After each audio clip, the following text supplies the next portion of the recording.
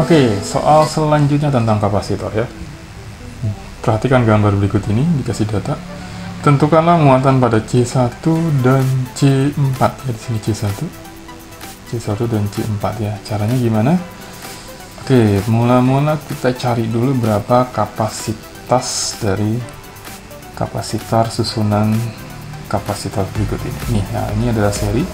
Jadi C1 dan C2 seri ya. Jadi seri antara, kita bisa tulis kayak gini. Seri antara C1 dengan 2 ya, seper jadinya gitu kan. Itu adalah seper C1 tambah seper C2. Oke. Karena dia adalah masing-masing 200 dan 200, jadi ternyata dapatnya 2/200 gitu. Atau 1/100 ya. Jadi C12 nya susunannya digantikan dengan 100 mikrofarad. Oke, atau kalau mau lebih cepat, kalau dia sama nih, C penggantinya adalah, karena dia sama, yaitu salah satu aja, yaitu 200, ada 2 ya kan kapasitornya, 200 bagi 2 sama dengan 100 mikrofarad gitu ya. Oke, nah sekarang bagaimana dengan C3 dan C4? C3 dan C4 itu ternyata sama, karena dia sama ya, sama-sama 400 mikrofarad dan ada 2. Nah, kita bagi 2 aja. Jadi 200 mikrofarad gitu. Jadi kalau gitu muatan yang tersimpan di C1, oke, C1 itu kan berarti sama dengan C1 sama dengan muatannya sama dengan di C1 sama dengan muatan yang tersimpan di susunan 1 dan 2. Kenapa? Karena 1 dan 2 dan C1 itu hubungannya seri.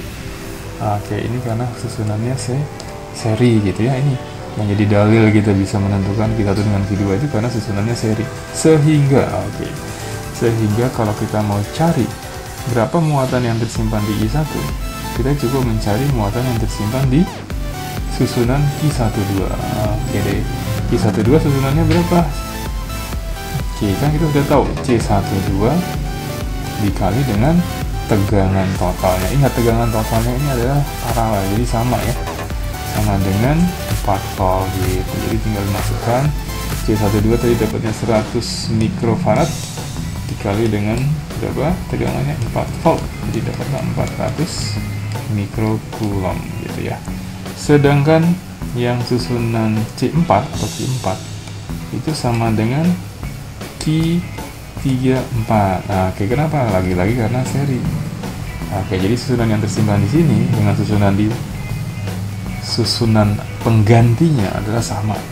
Jadi kalau kita cari ini berarti Q34 ini adalah C34 dikali tegangannya, dimana V-nya tadi tegangan C34 kita dapat 200 mikrofarad dikali dengan tegangannya sama ya, 4 volt karena dia paralel. Oke, jadi ingat, tegangan kalau paralel itu sama, ini 4 volt, maka di sini juga di ujung-ujung C34 juga sama 4 volt, di ujung-ujung C12 juga sama, yaitu 4 volt gitu.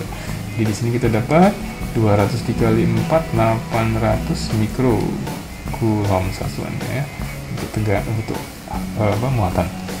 Nah, kita sudah dapat untuk pertanyaan yang A, udah ya. Sekarang yang B, energi yang tersimpan pada rangkaian. Jadi energi total maksudnya di sini ya, yang B ini. Energi totalnya adalah berarti gimana? Energi total ya setengah C totalnya dikali V total, atau V sajalah karena V-nya memang sudah ketahuan 4 ya, kuadrat gitu. Nah, C total bagaimana kita carinya? C total itu adalah, nah ini ya, C total antara seri yang atas dengan seri yang bawah ini adalah paralel hubungannya kan. Berarti kalau C total itu bisa dicari dengan ya tambahin aja karena paralel ya. 100 mikrofarad ditambah 200 mikrofarad, ini dapat berapa? Dapat 300 mikrofarad. Oke, ini yang C total. Jadi C total masukkan ke sini. Sip. Jadi setengah kali 300 mikrofarad dikali dengan 4 volt dikuadratkan. Nah, kita geser. Oke, ini dapat berapa? Setengah dikali 300 itu adalah 150 itu, 4 dikuadratkan itu adalah 16. Kita hitung besarnya saja. Lalu 16 dikali 15 berapa? Oke, ternyata 15 kali 16 itu adalah 240, tapi ditambahin 0 lagi satu, jadi 2400 ya, 150 dikali 16. Ini satuannya adalah Joule. Oke deh, itulah energi yang tersimpan di susunan rangkaian tersebut.